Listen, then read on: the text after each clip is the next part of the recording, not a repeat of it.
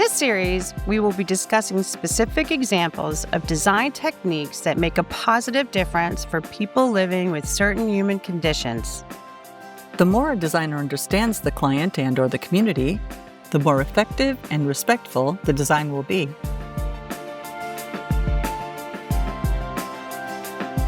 Welcome to Inclusive Designers Podcast. I'm your host, Janet Roach. And I'm your moderator, Carolyn Robbins. And we have a very fun episode for you today, because what is more fun than talking about playgrounds? Talking about inclusive playgrounds, of course, but most play spaces are not designed for everybody, especially for kids and families with disabilities. It's so important for everyone to have the chance to play and to play together. You might say it's a very moving topic. That's funny, but it's also true. And we're happy that Cody Goldberg, Chief Play Officer of Harper's Playground, is joining us. Carolyn, can you tell us a little bit more? Yes, I can. Cody will share with us how his career focus changed from brand marketing for companies like Adidas and Red Bull to creating accessible playgrounds, all after he took his daughter to a playground that was not wheelchair-friendly. Cody co-founded the organization Harper's Playground in 2010 along with his wife, April. Together, they spearheaded the design, funding, and construction of the first Harper's Playground in Portland, Oregon, and it's been followed by many more since then. A big fan of inclusion of all kinds, they are committed to creating opportunities that allow both disabled and able kids to build friendships and community. And they believe that a well-designed and realized inclusive play space can truly transform a community for the better. According to the Harper's Playground website, their vision is to create a more inclusive world, one playground at a time. I think it's time to hear directly from Cody on how he got into this field, or in this case, playground. Of course, it's his turn to play. So here's our interview with Cody Goldberg.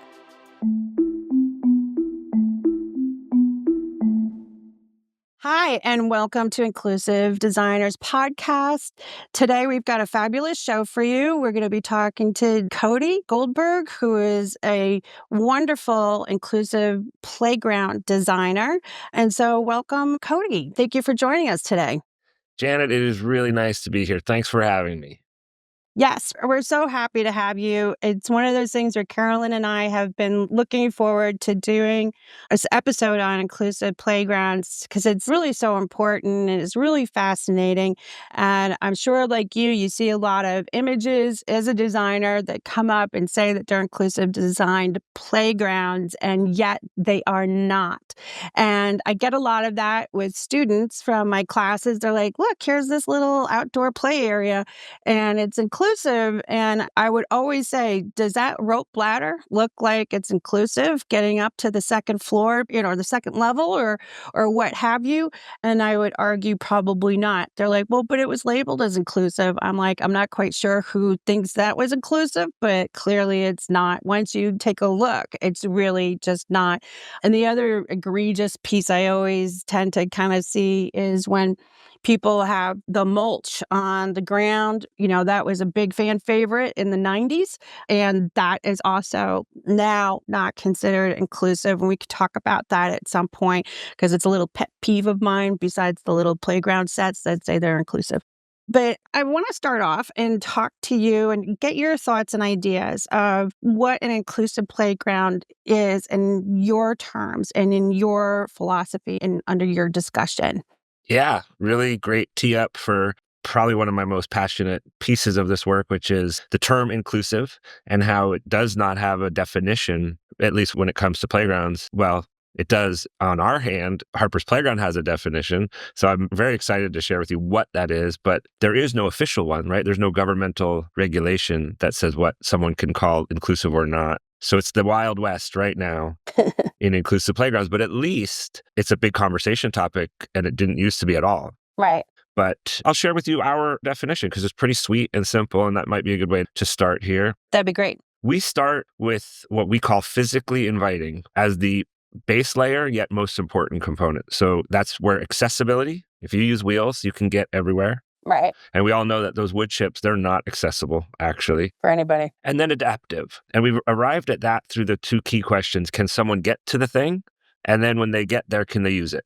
So accessible and adaptive, that's physically inviting. That's the first of 3 layers that all piled together can become inclusive playgrounds if they're all done right. The second layer we call socially inviting. So again, to remind you, it's physically inviting, Right. then it's socially inviting. And the way we achieve socially inviting spaces is first through thoughtfully laying out community gathering spaces and choosing equipment that encourages social connection. The equipment that we put in or the features that we put into a playground, not only are they adaptive, but they primarily are only selected if they're going to encourage teamwork. A spinner that requires a group of people, a group of children to spin it together. Well, people, because we design for all ages and abilities too. It's not just kids. Right. Everybody needs play. Well, that's just it. I'm very mindful when I'm designing. I'm looking for places to play and have movement. Mm-hmm. I mean, it's such an important piece to humans' health and wellness. Yeah, absolutely. So there's 2 pieces to each layer. So again, physically inviting is accessible and adaptive. Socially inviting is community gathering spaces and nature. So the inclusion of nature, inclusion being a pun here for sure, but nature puts us in a more social mindset, right? And more willing to connect with friends and neighbors when we're in a natural setting. So we definitely put as much nature into our play spaces as possible, or natural features. A really central feature for Harper's Playground is what we call Harper's Hill, because it's not only beautiful and elegant, but it's very usable in many ways, has many play affordances. And then finally, the least easy to define, but the cherry on the top is emotionally inviting, the third layer. And that's where artwork, musical instruments, and thoughtful details. I think it is in the specific small details, the choices that you make about placement, that makes somebody feel emotionally welcomed in the space. So physically, socially, and emotionally inviting spaces, those done right, become a Harper's Playground certified naturally inclusive playground. So there's a definition. Right. And I love it. And those 3 aspects are very important because I think what you're getting at is that the physical part, even though a lot of times just fails miserably anyways, that's the one that people tend to focus on as opposed to the social and emotional, right?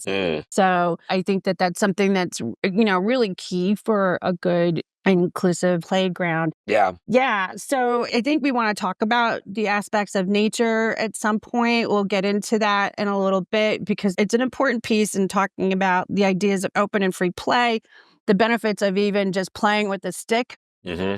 And in the dirt, is something that I think that all kids can kind of agree, or older kids, grown-up kids can remember doing at some point and the benefits of that. So we'll get into that in a minute. But why don't we go just take a step back a little bit and talk about, how you got into this, and maybe you can share with our listeners a little bit about your story and how you've gotten to this point. Yeah, thank you. I think it goes all the way back to my own childhood in that I always dreamed of having a career that was not a career. I didn't want a career actually at all. We all want that. I always wanted to find my passion. Yeah. To pursue my passion. And that I luckily had parents who both said, we don't care what you do, we just care that you find something that you love to do. So I start there as a baseline because fast forward to my opportunity to become a father myself, and it's the birth of my first daughter, Harper, the namesake of our organization, that led me to figuring out what my passion in life is. Yeah. She was born with a very rare genetic difference.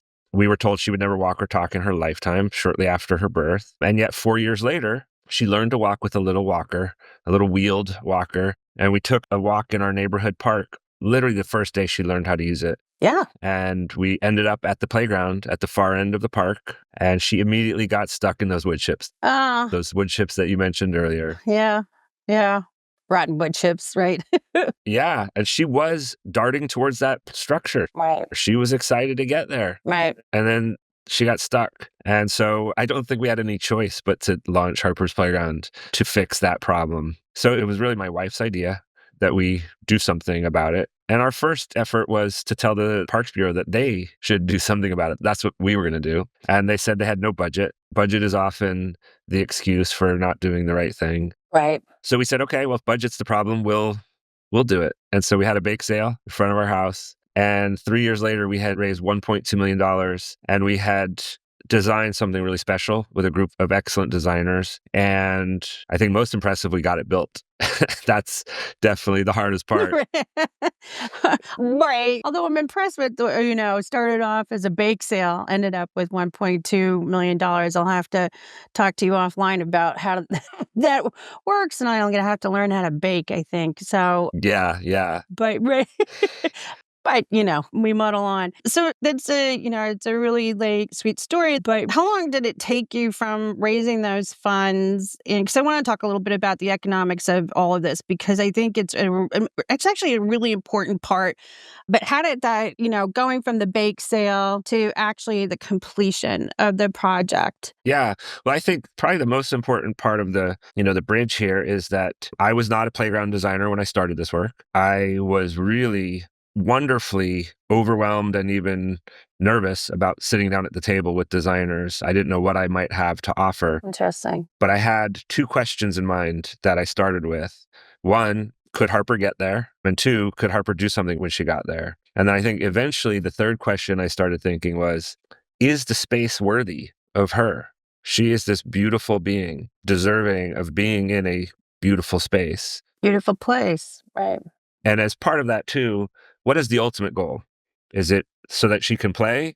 No, it's actually so that she can connect and be part of community. Right. So those questions still guide our design theory today. Like, I don't mind telling people, if you design a playground for Harper, it will be good for everyone. Right. If you understand the right questions to ask, because when we design for the most vulnerable, which Harper really does represent, that she really is a beautiful and strong and wonderfully vulnerable human being in the way that she doesn't even have defense reflexes. If she falls, she'll, hit her head. So when we design for people like Harper, we design for everybody. Right. And when we put the North Star as social connection, human contact, we can recall that we don't have to try to put every single thing into the playground. One of the big issues with those structures is not only are they not actually in line with how human beings want to engage environments, the structure is not the ideal thing, a landscape is, but interaction with inanimate objects is not the goal. Interaction with other human beings is. Right. And a very simple and elegant space will do that. So it started with those questions.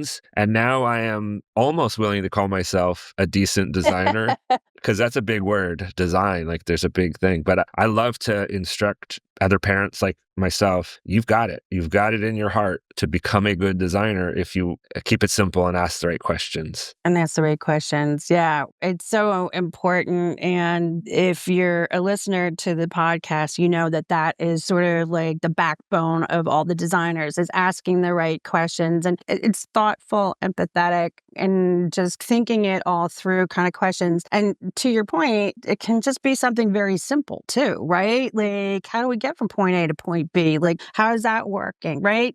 So it's a really important component in terms of the work that you're doing, and especially considering there are more and more inclusive playgrounds being put into urban areas and suburban areas and so on and so forth. But again, I still feel that a lot of people are throwing out their shingle out there and not really thinking through what they kind of need to do. And one of the playgrounds that I was told was an inclusive playground, and when I got to it, it's in Boston. I probably shouldn't give away too many secrets. I don't want to get into too much trouble, but it wasn't, I wouldn't say it was all awful, right? But there were so many gaps that I just thought to myself, I'm like, oh no. And so for your listeners, we'd make sure that we were also asking the right questions. So speaking of which, why don't we start with that? I mean, is it those simple questions? Can somebody like Harper get from point A to point B? Is that your go-to at this point? Is that your kind of like gold standards of questions that you start with? I'm assuming we kind of look at the space, right? And we start with some of the essentials, right? But are there definitely other questions that like always kind of pop into your mind when looking at different areas for different spaces? Well, I mean, absolutely. There are so many questions to begin with. For us, it's often, is the team that is interested in engaging with us, are they on the same page? Bingo, right? Yeah. Are the stakeholders truly committed to doing it right? So there's a dance that goes into a courtship period that goes into when people think about doing something. We're looking for people with similar passion as us, and not everyone has that. No. That's for sure. Yeah. Or they don't necessarily have the same vision of what it is. So we look to have a lot of community engagement before committing to a project, making sure that who we're going to work with really wants what we do. And we have definitely a very strict definition of inclusive design, which means people have to be in line with it and excited about it. Right.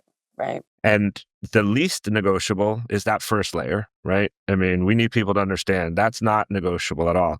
The other parts are negotiable in that they're a little more fluid, the artwork choices, those are community choices, for instance, right? Right. We're not going to dictate what art is, but we'll make sure that the art is accessible still. Like, we won't allow art to be so far away, like so high that somebody couldn't access it, but we wouldn't tell a community that's art or that's not art. Yeah. But we would tell them, and we want them to be signed on to what accessible really means and what adaptive really means. Right. Site selection is the next piece, right? I think making sure you design to a site. We're very passionate about making sure our playgrounds fit the environment, not imposed on the environment. Right. They have to integrate with the environment. It's critical. Mm-hmm. That is part of the entire experience. Mm-hmm.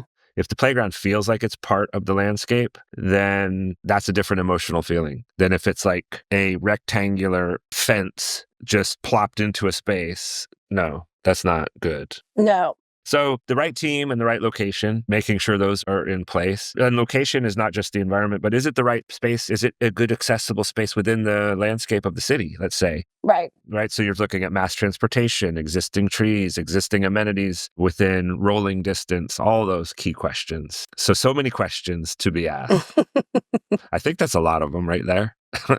Right. I think so too. Well, I mean, we're not going to probably hit on everything that we're going to want to, be like master class with Cody, but we could always have you come back to Inclusive Designers Podcast. My favorite subject. I'm happy to talk about this all day, every day. All day, every day. Like I said, I feel like its time has started to come. Plus, we are also so familiar now with how important movement and play is. I mean, it's something that you always kind of know, but sometimes it gets, you know what I mean? It just falls off the radar at some point.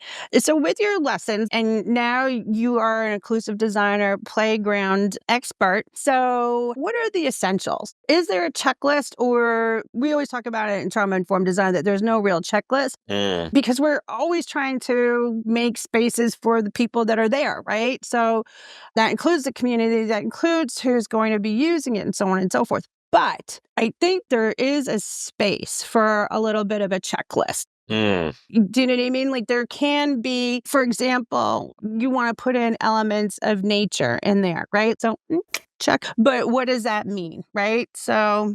Well, we have a book, a downloadable resource on our website. Nice. It's our how-to book, which actually teaches not only design, but fundraising. You wanted to pick my brain about fundraising earlier. It's in the book. I'm going to have to pick up the book. It's our how-to book. Right.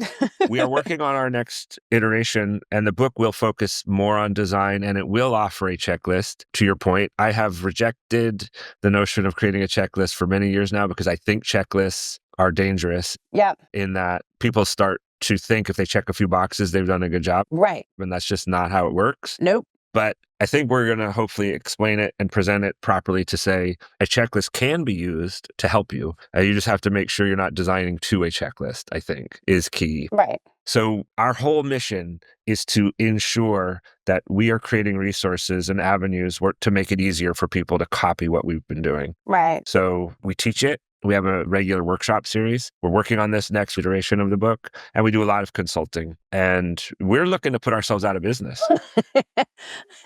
We believe that the tools can be created to make it easy to build beautiful playgrounds. And when we reach that milestone, then we'll spin off into just a design firm only, right? But so we're a 501c3 nonprofit. I believe most nonprofits should be seeking to put themselves out of business, actually. We should be fundamentally fixing problems that the for-profit and or government industries have failed. That's why nonprofits exist at all. Right. Pretty much every nonprofit that comes into being is because government and for-profit industry have failed us in some way. So that third piece of the triangle, the nonprofit one, we emerge because there's a problem. But I think too often we emerge and we address a problem not far enough, not deep enough, and we create a team big enough that we never want to put ourselves out of business. We're a lean, small crew, and everyone on my team knows the goal is to go out of business.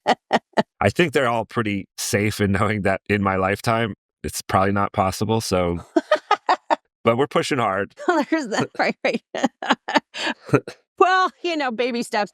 But listen, it's a really good point. And I just want to let our listeners know we'll have all the information that we're talking about on our website, including that book. So you'll have links to that as well. But I do want to say, yeah, I think that trying to put yourself out of business, while arguably probably not what, like you said, a lot of your people that you have probably want to hear. But I do think there's something to that. And again, doing all this other work for me anyways in trauma-informed design, my mentality is like sustainability was 20, 30, 40 years ago. Mm-hmm. Meaning that they were called a whole bunch of tree huggers and they didn't know what they were talking about. And now it's just baked into the cake. Mm-hmm. Mm-hmm. Right? It's just part and parcel of what architects and designers know what to do. I mean, I grew up in Brooklyn, New York, where it was a cement, iron pipe, jungle gym, splitting open your head nightmare of a playground. And it's definitely evolved. But there's all sorts of problems with a lot of the plastic that they put into it. And there's all of that as well. But I think that it's really, for listeners, I was just telling Cody before we started recording that 3 of my students this semester in biophilia are looking to do an inclusive playground. I've been teaching it for 6 years. Not one has come to me and asked to do an inclusive playground. So it's been in different programs, right? Like here's the little jungle gym in the background, but they're looking to actually create these spaces. And so I think it's on people's radar quite a bit now. So I hate to tell you, you might be a little bit closer to your goal than maybe think, but I still think we have a long way to go. So speaking of which, so there's no checklist, right? But there are a couple of essentials. So do you feel comfortable about talking about that right now, or you want to wait until the book comes out? Well, I pretty well have, I think, touched on those essentials. We were just articulating more of the details. Right. The 3 layers that I explained earlier, Right. that was the only way we would explain it essentially, or, that's where we were at. And the existing book goes deeper than just those 3 layers, right? It goes into much more detail. This checklist version, it's a scorecard, we call it. So because we're scoring things at different levels to help people with decision making. So providing a scoring system. Our model is the LEED system, right? Right. They have a checklist. You're bringing up sustainability. I definitely think inclusive design will be where sustainable design is now eventually. Agreed. Yeah, there's no doubt. When we started this journey 15 years ago, most people said inclusive design, what is that? What are you talking about? Especially in relation to playgrounds, because everyone knew ADA or accessible playgrounds. Right. That was it. Right. Pretty much every municipality we come in contact with now says they want an inclusive playground, right? So we're winning a little bit. I think you are. But they don't know exactly what that is, right? No. There's definitely a disconnect there. Right. So we have at least a few years. Yeah, you do. We have a few years. You do. But Well, yeah, go ahead. I don't mean to interrupt, but I think I shared with you in the pre-interview, and I was asked to come to a funding meeting at City Hall in Boston to talk about the possibilities of different types of parks. Mm. And one after one, people stood up and asked for a dog park. And everybody went, Yay, dog park. Everybody loves dog parks. And everybody's like, okay, that's going to be funded. And then I was the only one that stood up and said, we need an inclusive playground. We need more of them. Mm, And I did get pulled aside by a couple of the powers that be, but they never then followed up. They never responded to my emails. mm, And I know that there's one playground that is supposed to be part of the Emerald Necklace in Boston. If you're familiar with the area, Olmsted's masterpiece, he did what's called the Emerald Necklace that runs from like Jamaica Plains all the way down to the Boston Harbor. mm, That's a simplistic kind of a discussion on it. mm-hmm. But it had gotten chopped up at one point to get people in and out of Fenway. And they're trying to regain that space. And so that was the space that I was advocating for. But even that, again, this was pre-pandemic. So we've got to be talking at least 6-7 years ago now. Mm-hmm. But it was definitely of interest to them. And we now have a couple more that have popped up over the city. But one of them is the one that I don't like. But I think it's kind of going to be an amazing shift. Like you said, I mean, if Harper can maneuver around the playground, basically unassisted, like untethered, here you go. And she gets that freedom and she gets those opportunities for social interaction and has those moments with her peers. Mm-hmm. Right. It just only helps. Yeah. So I don't know if you want to add anything to that. I just went on a monologue. My apologies. It's yours to talk about, but it's something that I think I feel pretty passionate about too.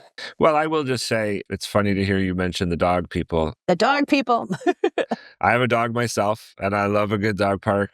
It is one of the saddest things in my experience of being now for 15 years like a parks person and going to the parks meetings in the evenings and all that work. And even just looking how cities are planned and designed, Right. that children have been ignored Yeah.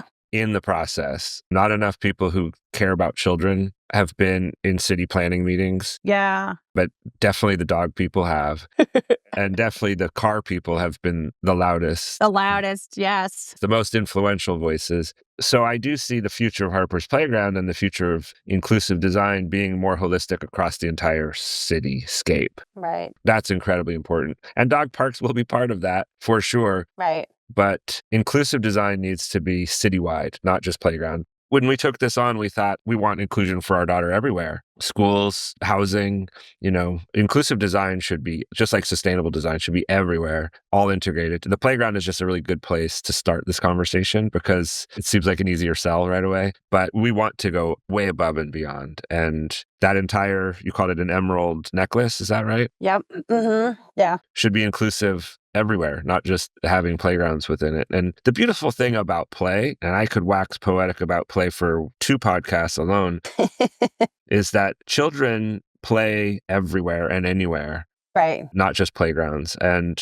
we need to blur the line between what is a playground and not a playground. And we need to think of the entire cityscape because kids should be going to playgrounds by themselves at a pretty young age. They should be hopping on their bike or rolling in their wheelchairs to a neighborhood playground without their parents there, because the only way to get the true agency that play delivers, Right. and the executive functioning that comes from play is by playing outside of our parents' view. Yeah. That's what's sorely missing in children's upbringings right now. Amongst so many things is that free range that used to exist. Yep. Come home when the lights come on. Even then it was like, Janet, get in here. Right. Yeah. So there was always that older group that were still outside, right? Yeah. And you still wanted to kind of hang out. But you're absolutely right. And I think that, why don't we talk about that a little bit more, in terms of like the open and free play, the importance of that. Mm. You talked about executive functioning, and it's about coordination and imagination and all these wonderful things with kids. But with soccer, we can debate good or bad, right or wrong. It could be. Soccer's my favorite sport. It's the best. Yeah, but I understand, but they are hitting their little heads on a soccer ball. Mm. And there are problems with that. Yep. For being that little and having their brain still developing. Again, I've already angered the dog park people, so I'm not going to try to anger the soccer people now. But I think that again, it's that the ability to have that free play within playgrounds that is an important piece. Mm. So, can you talk to the importance of free play Yep. and what you're doing to put the biophilia into your work? Yeah, sure. As I mentioned earlier, I love the subject of play. That is probably the subject I've taken the deepest dive into in reading and studying to inform the work that I do. Nice. And I would be remiss if I didn't note a couple of the play experts that I find most fascinating on the subject. Yeah. Dr. Stuart Brown, and I believe he is, pretty well regarded as one of the global experts on play. And his articulation of what play is as a definition and also its importance in human development is profound. And Brian Sutton Smith, who is no longer with us, but his research on play and his book, The Ambiguity of Play, is poetry, and I love it. And there's many, many more. And of course, the United Nations and the American Academy of Pediatrics, they all have really wonderful articulations of how vital play is to human development. I, having read as much as I can and trying to synthesize it, because it would take several podcasts to really go through it all, but I love to suggest that play is the vehicle that children learn how to face down their fears. Nice. And it's the way that children learn what is special about them, because we're all imbued with gifts, and play brings those out. And if you put those together, we overcome the fear of being ourselves, being and embracing who we are and sharing those with the world. And I think a lot of discomfort in the world is people who have not been allowed to discover what is their gift and not been able to share it with the world. That's how I articulate play, because you could just go on and on and on. But those two men that I've mentioned, and again, there are so many others, they have some wonderful definitions. It's such an indefinable thing. Right. Play, I think of as more of almost a mindset than an activity, because it can happen anywhere and in any relationship, and it can happen by yourself. But it is absolutely beautiful, and it is absolutely essential in developing the skills we need to be productive adults, physically, emotionally, and socially. Those three layers we talk about. Yeah. You've worked with people that didn't get enough play as kids, and it's hard to get along with them. Yeah. I mean, because it really is how we learn to get along with others. That's where we learn how to do that. Right. And that's why it's important to do it outside of the view of parents. Helicopter parents, they jump in too soon. And by the way, I'm on board with your soccer idea. Even though I grew up loving soccer, there is a time that's too young to get involved. It's better in those earlier ages to not have any structured play whatsoever. Unstructured play is critical. Right. I have a visual that I share with communities where I talk about the play deficit, and I show a picture of kids on screens and a picture of kids in organized sports too young. So I'm on board with you 100%. Oh. Yeah, it's critical. Winning. Yes. Right, exactly. But I think that that's kind of really interesting to me. I guess I'm a big fan of the non-structured play, but I understand where that kind of came from, right? And how that came to be in our social worlds and everything like that. But you had mentioned some of the stuff that you are putting into these playgrounds. Like, how are you then going about fostering that type of conversation for playgrounds? The unstructured part, especially. Right. Like, how do you convince then your park people? I'm like, I'm going to put in some dirt with some sticks and do you know what I mean? Yeah. Like, and it's going to cost you a lot of money, like, here's this big, beautiful rock that they can climb on. And they're like, okay. Well, I love that. Thank you for prompting. Here's a question I start with. I ask community members to close their eyes, remember their own childhood, and think back to their favorite play memory. I take them through a little process and to describe the environment in which it happened. And I've done it now with at least 1,000 people. wow. And at least 1,000 people have all described some natural setting. Yeah. A creek bed or a tree. Wow. Or even a fence that they used to balance on. I mean, nobody has said there was this plastic structure that I just loved. Never. Not once. So that's part of the process. Right. That helps get them there. Right. The other thing we do, this is how we kick off our workshops, is we ask them to name their best friend growing up, the person they played with the most, the one who was there for them. And if they don't have someone, they could think of a current friend, like somebody who's in their life who they count on. And after everyone's named them, I ask them to raise their hands if that person that they've named has a significant disability. And I'm talking like they use wheels to get around, or blindness, or developmentally delayed. And essentially, no hands have ever gone up either. Interesting. I think once or twice. Yeah. So I just let them know how many people in this world experience a disability in a significant way and who's their friends if no one in the room is. So those two things help get people to recognize this is worth doing. And it's already the right way to go anyway, because nobody needs those structures anyway. They are not used. We have now been studying and watching and observing for over 15 years, and we have never seen a well-used structure pretty much ever.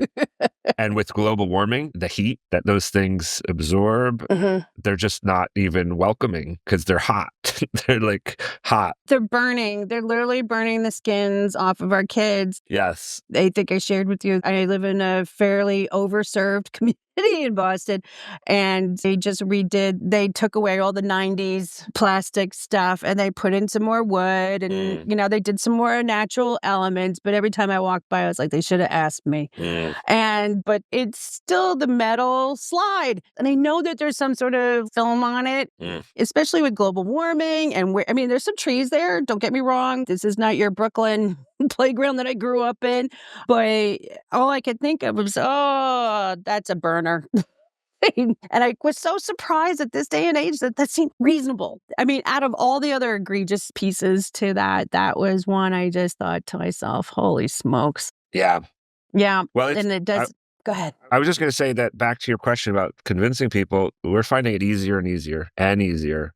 I think you're right. We have the photo evidence. We show them videos of kids enjoying our playgrounds and testimonials, and they're usually coming to us wanting them.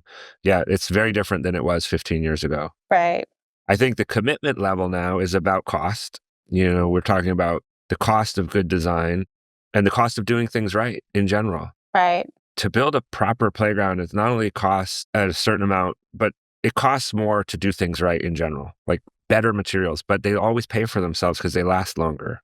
And we have our running joke because boulders are a critical part of our design. Boulders are really expensive. Boulders are expensive to move. Oh, well, that's right. They're like almost free, but they're really expensive to move. They're about as free as a piano sometimes, right? You can find free pianos, right? But you gotta move them. But they last forever. Right.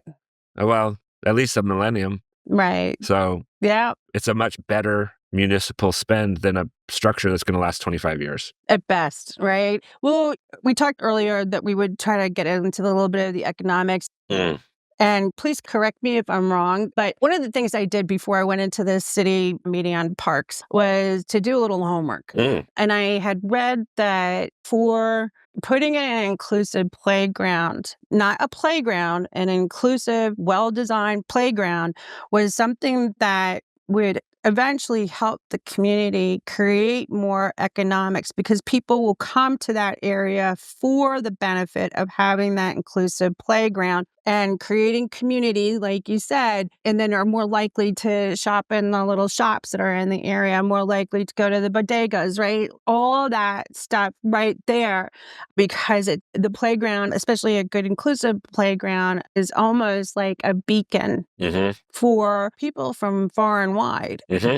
To your point, if everybody gets into the habit of putting in inclusive playgrounds, maybe that one is not going to create, as much economic development. But at the time being, they are so far and few in between, and it's going to take at least another 20 years to make sure all of that is taken out.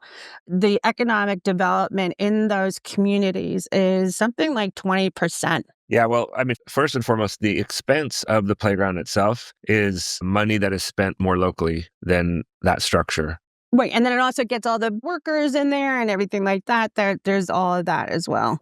So the immediate is more local. Right. The team that designs and builds the playground primarily are more local than if it's a big structure that's been shipped across the country. So that's where it even starts. I still think it's important to think of the playground as part of the whole. So in an entire park that is well designed and works well, the playground is part of that, right? Playgrounds primarily shouldn't just exist all by themselves. Ideally, they should be part of a larger park ecosystem with a nice rolling path that leads to other amenities. We want the families that come to our playgrounds to be able to have that be part of a joyous experience that includes other things. And maybe there's other family members that like to do different things. So it's an entire ecosystem. Right. Back to that site selection, we look to make sure the playground is ideally part of a nearby community center. When we're thinking of the ideal space, a community garden, some sports pieces, a skate park. We experience where a father loves to skateboard and the child likes to play in a playground, and they can do it in the same place, or vice versa. It's the kid who likes to skateboard and the father might like to play on the playground. Or have another thing they do. It should work for an entire family, the whole experience. Agreed. And so And that also brings up the point that I wanted to make sure it was really kind of driven home. It's that also all the other caregivers that need that space to be accessible, because a lot of times, you know, it will be grandma or grandpa or your abuela or abuelo that is coming with you, or just your aging aunt, and needs to have that, you know, be an accessible experience for them as well. Mhm. It's an important piece. Yep. For us, it's all about seating and shade. Thank you. Yeah, sure. We need to do a count. Our newest playground, it's really large. I'm just going to venture to say if we counted all the seats, we could probably have at least 200 people seated, Nice. at least at one time. And I think typical playground areas probably have seating for about 10 to 20 people, Right. usually at most. Right. And the type of seat walls that we build, they're more concrete, or even boulders can double as seats. Yep. They double as climbing features Yeah. because kids love to play on and with things that aren't specifically designed for play. Yeah. And I think that's where designers fall short, It's key. from whether it's toy designers or playground designers, is that kids would rather play with the box than the toy often. Yep. And so the seating is play area too. Right. You know, so it has multiple purposes. There's nothing like seeing a grandparent on a seat and a toddler climbing over them and them having to navigate that situation together, that human contact. Right. So yeah, designing for everyone and making the space just really function for everyone. Yeah. Back to that economic question, I'm actually not quite the full expert. There are so many people who are experts in the notion that a really thriving park is something that draws more people to a city. Yeah. I mean, it just is what it is. The inclusive playground to us is a key part of all that. Right. I mean, it's a big one, but not by itself. It's pretty critical that it be part of a broader system, Right. not just of a broader park, No. but a system of interconnected parks and neighborhoods, Yeah. so that kids, as we talked about earlier, can get from their home to the park safely on their own. That's critical as well. It is. It is, truly. Let's talk a little bit about Harper's Playground itself and the elements that you put into it. So if you could just tell the listeners just a little bit about some of the elements you put into the playground. Yeah, absolutely. I think holistically, right, we've talked about the layers, and within the layers, there are always a few, at least, pieces of pre-manufactured, playground equipment. Swing sets are pretty critical. The swinging motion so important for vestibular development Right. and for joy, basically. So it's swinging, spinning. We usually accommodate a good amount of spinning in our playgrounds. Primarily, we use a spinner that can accommodate 2 wheelchairs at one time with many other friends on it. And climbing is, of course, really critical. And we have a very challenging climber. The thing about the climber, it's hard to say it's adaptive per se, but it's got a very small footprint so that children who would climb it will come right back down. And their friend who uses wheels, who might not be able to climb it, is right there. And they can even maintain eye contact together. So our rules about making sure everyone can get everywhere and use everything, at least within reason, allow for pieces of equipment. We just make sure the equipment is essentially almost always by itself and in its own little environment. And we have found that that's a beautiful way to do it because people love to go and explore. They cruise around a Harper's Playground, which is a larger sort of spread out space, and they can engage each specific little play area almost as its own thing, its own environment. And for children on the spectrum who sometimes can become overwhelmed by too many people, and our playgrounds usually are filled with a lot of people. Yeah, people. Yeah. There are always quiet spaces because we design for that. And also there's enough variety. So I don't know if listeners can close their eyes as they go through that and get a sense of it, because it's a very visual thing, a play space. But I think one way to frame this is, our newest playground, our biggest one was $4 million.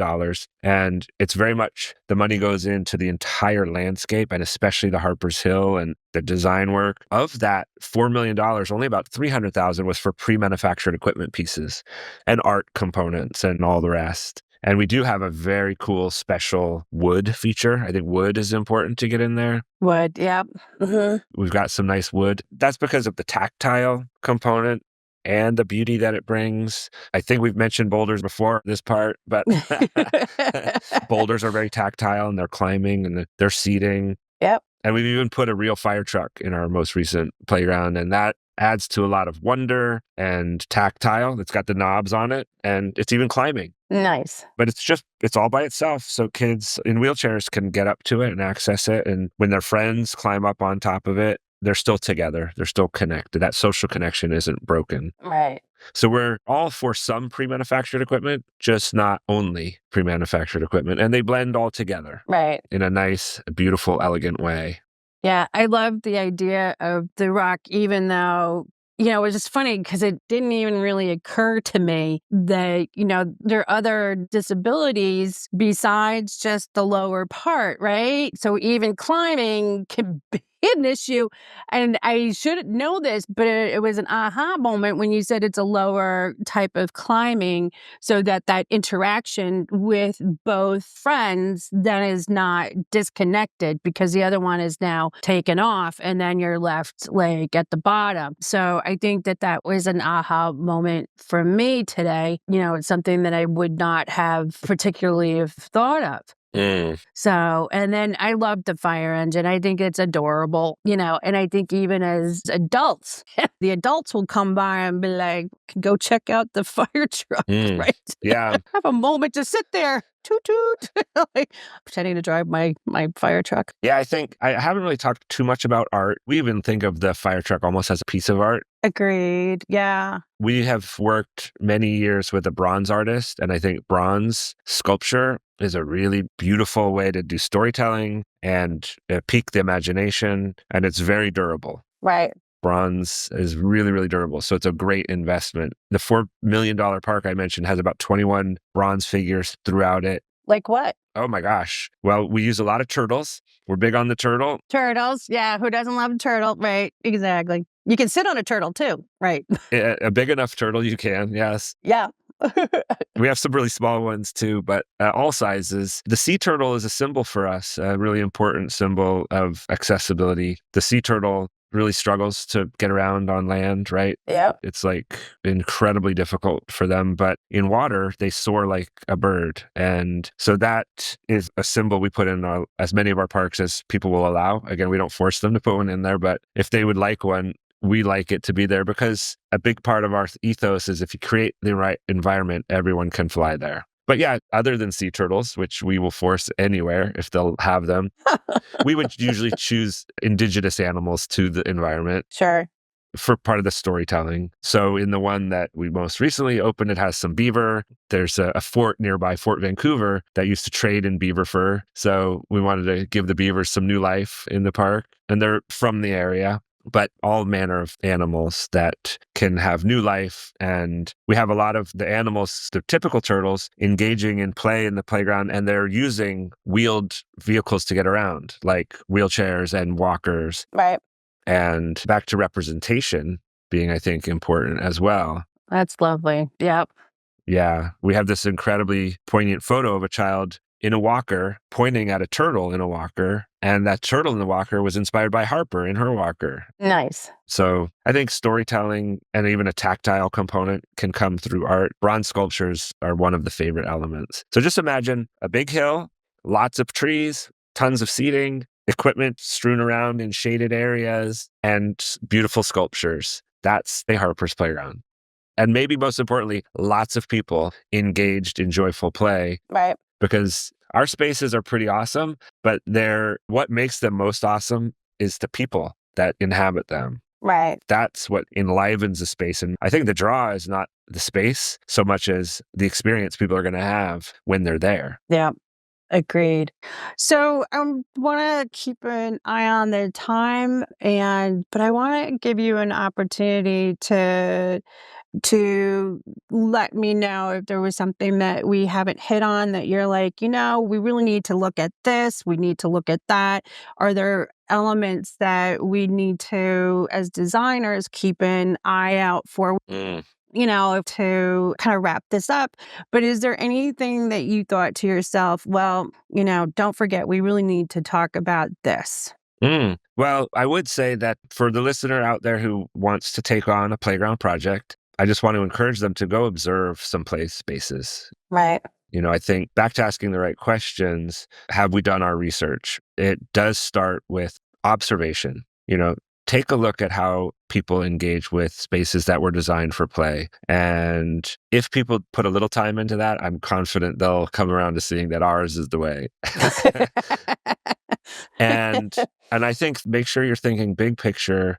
What do you want the space really to accomplish? And who do you want it to serve? For us, the answer is everybody, every imaginable person. So keep thinking also, is the decision you're making going to work for more people or just specific people? Yeah. I think that's a big part of our work, is that there are people with very specific notions of what their specific community needs. And our constant conversation is around less is more. Mm-hmm. Simple is best. And if we keep centering human contact, human interaction, not interaction with stuff, they want this or they want that, All that being said, I am also a student of inclusion and one who would say, if you think you are good at inclusion, then that's your first sign you're not.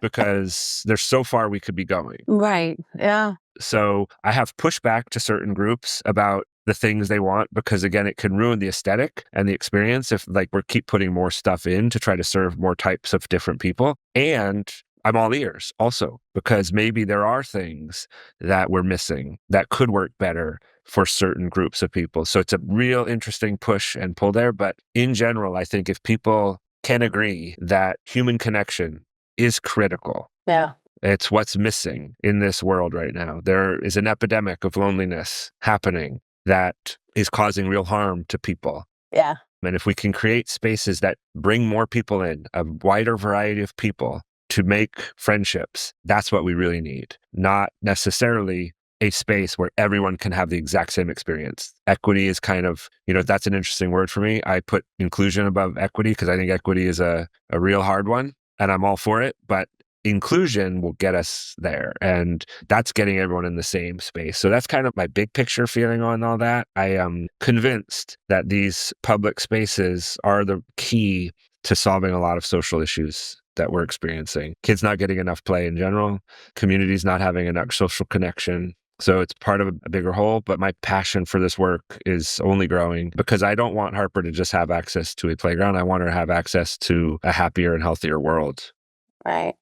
That's really lovely.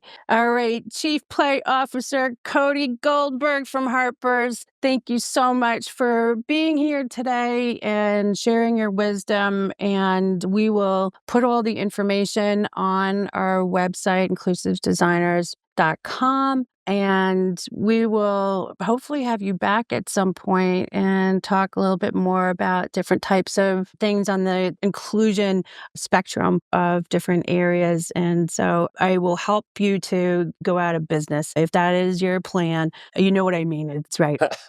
Okay. Just making sure, because I've already got the doggo owners upset and the soccer fans. So I want to make sure that I'm very clear. He shook his head yes. Anyways, thank you so much for coming by today. Thanks for having me. Thank you for joining us. We'll see you next time. Yes. Thanks. What a great interview. I'm really glad we got a chance to highlight what Cody and his team are doing to create more inclusive playgrounds. One of the things that really stood out to me was that he created a place that gives his daughter, Harper, a sense of belonging. A place where the design is not only physically inviting, but socially and emotionally inviting as well. How profound is that? As Cody said, play can help build self-esteem, confidence, and empathy. So their focus is about making sure kids of different abilities can connect and play together. Again, most playgrounds are not designed for everybody, especially for kids and families with disabilities. They're often inaccessible to the caregivers, too. You know what stood out to me? You don't often hear the head of an organization say that their goal is to be put out of business. I know! Cody is right that most nonprofits are created out of need. Yeah. His was started to make sure that key inclusive principles were implemented into playground design. But once it becomes a part of the process, they reach their goal of no longer being needed. As I mentioned, more and more of my students are putting playgrounds into their design presentations. It's starting to become more common, but sorry, Cody, I still don't think you'll be retiring anytime soon. So true.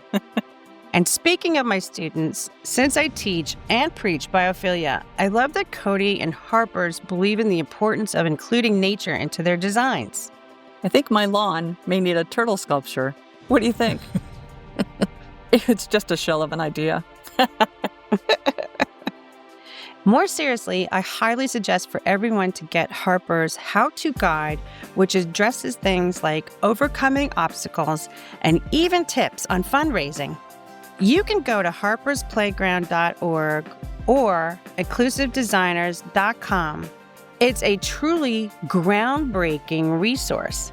Get it? Groundbreaking. I'm so proud of you. Puns are contagious, aren't they? Right? And we will also provide images of Harper's inclusive playgrounds and other successful examples, as well as links to many of the other things touched on during this discussion, all at inclusivedesigners.com. That's inclusivedesigners.com. A big thank you to Cody, and again, to all of you for listening. Along with all the regular places you get your podcasts, such as Apple, Google, Spotify, and Pandora, you can also find us on YouTube as, yes, you guessed it, Inclusive Designers Podcast. And of course, if you like what you hear, feel free to go to our website and hit that Patreon button, or the link to our GoFundMe page. Yes, please do. And a quick shout out to Davis Hart for bringing Cody's story to our attention for this episode. Also, let us know if you have any questions or suggestions for topics we should be covering in upcoming shows. We'll give you a shout out too.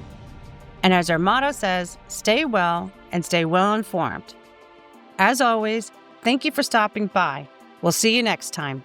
Yes, thanks again.